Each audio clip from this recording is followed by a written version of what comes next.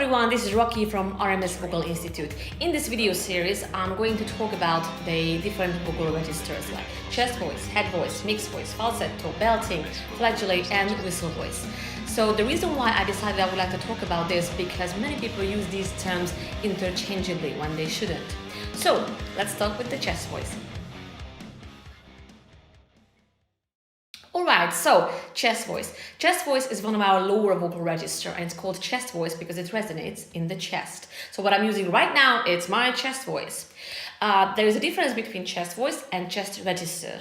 So just because I'm in the chest register, I don't have to use chest voice. I can actually use mixed voice if I'm in the chest register as well. The chest register officially finishes around the B4, C5. So for example, whatever happening above that, that's not the chest register anymore. So that's the main thing that you need to know about chest voice.